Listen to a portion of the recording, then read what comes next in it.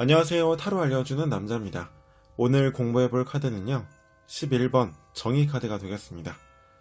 타로 카드 공부하시는 분들께서 가장 어려워하는 카드들 중에 하나가 될 것 같아요. 자, 저는 타로 카드 처음 공부했을 때 이게 정의라는 사전적인 의미가 있거든요. 저스티스. 그래서 이게 뭔가 정의롭게 정의를 구현할 것만 같은 그런 카드인 줄 알았어요. 근데 실제 의미는 그거와는 좀 많이 다릅니다. 자, 쉽게 생각하세요. 11번이라는 숫자는 1 더하기 1이 11이거든요.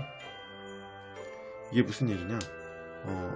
2번 여사제 카드를 설명할 때도 말씀을 드렸었는데 하나와 하나가 있습니다.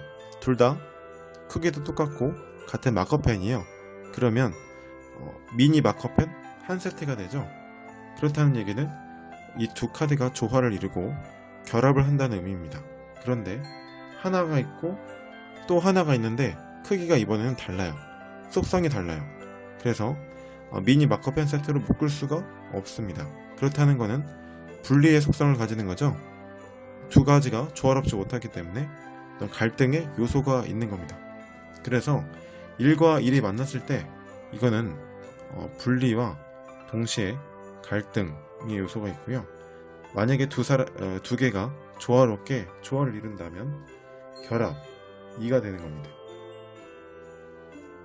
근데 결합이라는 건 두 개의 몫이 똑같다는 의미가 되는 거거든요. 이것도 작은 마커펜이고 이것도 작은 마커펜이 되죠. 그래서 공평한 겁니다. 공평. 11번 정의카드는 무슨 의미를 가지느냐, 이 분리와 갈등 속에서 공평하게 몫을 나누는 것.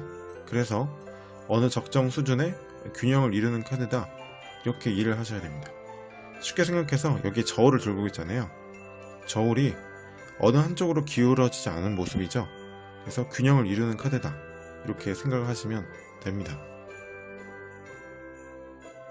주의사항 두 가지를 알려드릴게요. 첫 번째, 정의카드에서 말하는 기준이란 법의 기준이 아닙니다. 법의 기준이 아니고 이거는 개인의 기준입니다.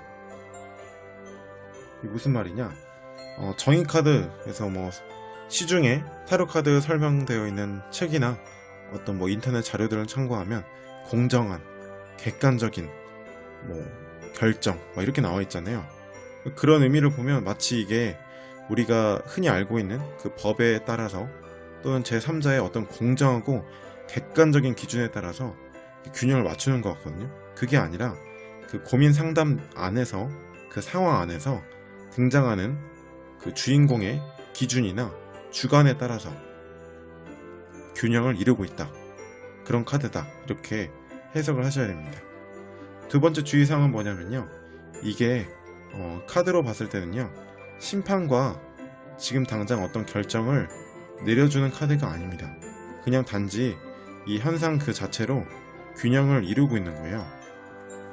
그래서 뭔가 이 법관 같은 이미지가 있으니까 얘가 금방이라도 심판을 내려줄 것 같잖아요. 그게 아니라 그냥 단지 이 모습 이대로 균형을 이루고 있는 카드다, 이렇게 이해를 하셔야 됩니다. 실전에서 정의 카드가 나오면요, 이 딱 두 가지만 구분할 줄 아시면 쉽게 해석할 수 있습니다. 자, 그게 무엇이냐, 정의 카드가 균형을 맞추는 카드라고 했잖아요.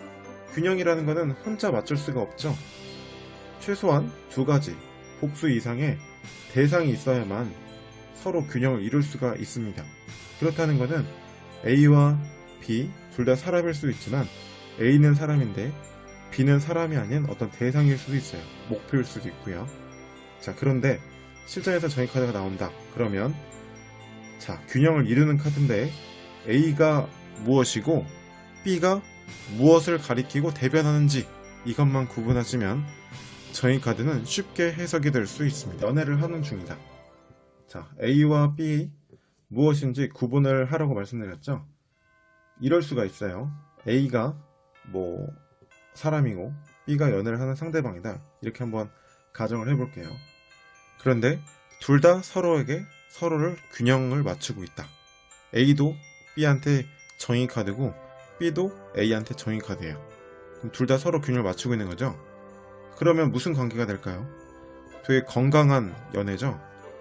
되게 합리적이고 어떤 그 똑똑한 데이트를 하는 사람일 수도 있고요. 아니면 두 사람 모두가 서로에게 도움을 주는 좋은 관계일 수 있어요. 자, 그런데 이런 경우가 있을 수 있습니다. A는 B한테 정의카드, 균형을 이루고 있는데 B는 A한테 균형을 이루고 있지 못할 때, 이건 무슨 관계죠? A는 B한테 거리를 유지하는데 B는 A한테 막 다가갑니다. 그렇다는 거는 A는 B를 부담스러워할 수 있고요. B 입장에서는 A가 너무 냉정하거나 인색하거나 서운한 사람일 수 있겠죠. 저는 실전에서 이런 경우에 정의카드가 되게 빈도수 있게 많이 나오는 것 같습니다. 소개팅을 했는데 소개팅한 상대방이 연락이 없어요. 무슨 마음일까요? 그런 경우에 정의카드가 나왔다. 그러면 정의카드를 들고 있는 게 상대방이죠. 균형을 맞추는 게 상대방입니다. B는 내담자가 되고요. 그러면 이런 경우일 수 있어요. 그냥 부정적인 의미로 보면 저울질을 하고 있는 상태다, B한테. 왜냐면 난 아직 너라는 사람이 결정과 판단을 내리기에는 아직 확신이 없어. 또는 주변에 오는 카드들에 따라서 이게 내가 또 다른 이성이 있는데 너와 그 이성을 저울질하고 있어. 그래서 균형을 맞추고 있는 중이야. 이런 의미일 수 있죠. 또 뭐가 있을까요? 균형을 맞추고 있는 게 나의 가치다. 그리고 상대방이 B가 너의 가치다. 근데 균형을 맞추려고 해보니 내가 좀 아까운 것 같아. 그래서 판단을 못할 것 같아. 이런 경우일 수 있겠죠.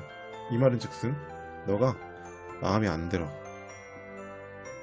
이럴 수도 있고요. 또 긍정적인 의미로 해석해보면 이런 경우도 있을 수 있습니다. 내가 너한테 마음에 들어가지고 연락을 하고 싶은데 언제 해야 될지 가늠을 못하겠어. 그래서 고민 중이야. 이럴 때도 나올 수가 있습니다. 사랑 성향이다. 제가 이제 균형의 카드는 무엇과 무엇을 균형을 이루려고 하는지를 먼저 구분하라고 말씀드렸잖아요. 만약에 이게 A가 나의 기준이에요. 나의 기준인데 이게 뭔가 선택해야 되는 대상이다. 근데 나의 기준이 높아서 선택을 못하고 균형을 이루고 있다. 이건 뭘까요?